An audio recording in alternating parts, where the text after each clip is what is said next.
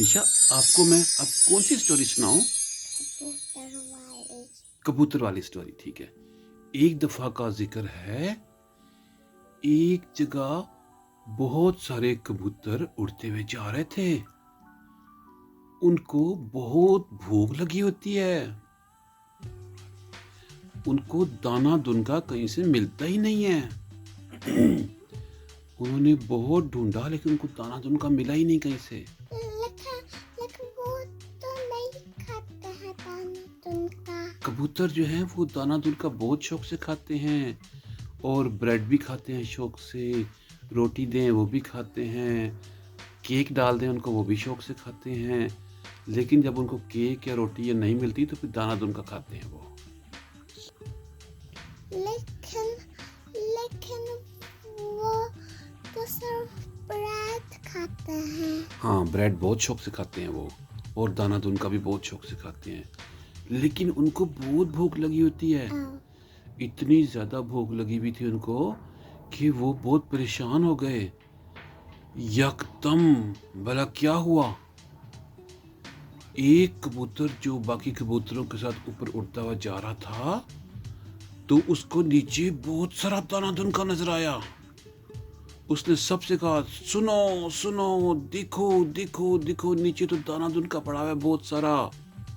सबने नीचे देखा तो बहुत सारे दाने पड़े हुए थे। सारे जो हैं वो उन्होंने नीचे को जंप लगाई और नीचे उतर गए। नीचे उतर के दाना दुनका खाना शुरू कर दिया उन्होंने।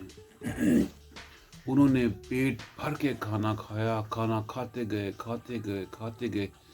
जब उनका पेट भर गया तो उन्होंने कहा, चलो अब चलते हैं, चलो भागो भागो। लेकिन जब वो उड़ने लगे तो क्या हुआ भला? उनको पता ही नहीं चला कि किसी शिकारी ने उनके ऊपर जाल फेंक दिया हुआ था। और वो जब वो उड़ने लगे तो जाल से वो फंस गए। उन्होंने उड़ने की कोशिश की, बार बार उड़ने की कोशिश की, लेकिन वो उड़ नहीं सके। इसलिए कि वो जाल में फंस चुके हुए थे। सब ने रोना शुरू कर दिया, हमें पकड़ लिया, हमें शिकारी ने पकड़ लिया, हमें शिकारी ने पकड़ लिया। बहुत परेशान हो गए सारे। लेकिन उनके अंदर एक दाना कबूतर था। दाना का मतलब क्या होता है? इंटेलिजेंट। इंटेलिजेंट कबूतर था। उसने कहा, सुनो सुनो, मेरी बात सुनो। इस तरह नहीं काम चलेगा। वो देखो शिकारी भागता हुआ आ रहा है हमें पकड़ने के लिए। ठहर जाओ, रुक जाओ। मिल के काम करो, मुनज़्ज़म होके काम करो। उन्होंने कहा, वो कैसे? उसने कहा, देखो, मैं बोलूँगा 1 2 और 3। जब मैं आपको 3 बोलूँगा तो आपने सब ने मिल के उड़ना है। जब सब मिल के उड़ेंगे तो हम जाल को उड़ा के ले जाएंगे। उन्होंने कहा, ठीक है। सारों ने जो है वो ताकत से बैठ गए, इस तरीके से बैठ गए कि जब 1 2 3 करेंगे तो हम सब उड़ेंगे। इसलिए कि उनकी चोंच तो इतनी मजबूती होती है ना कि जाल को काट लें। वो तो फंसे हुए थे उसके अंदर।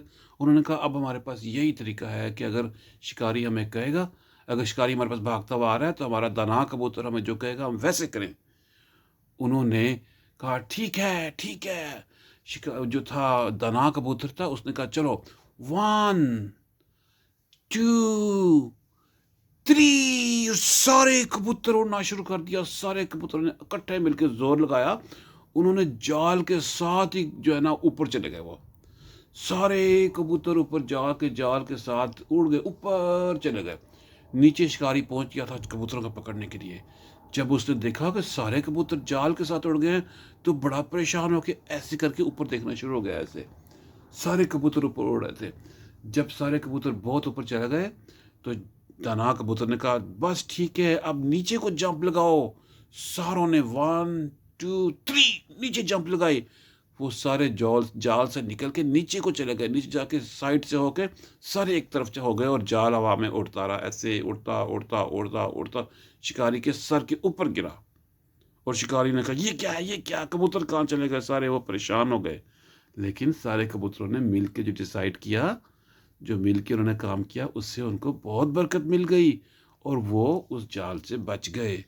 अगर वो मिल के काम ना करते तो इस वक्त सब जाल में फंसे हुए रो रहे होते और कबूतरों को शिकारी जाके मार्केट में जाके बेच देता, फिर उनको लोग ज़िबा करके खा जाते। तो इसलिए मिल के काम करने में बहुत बरकत है।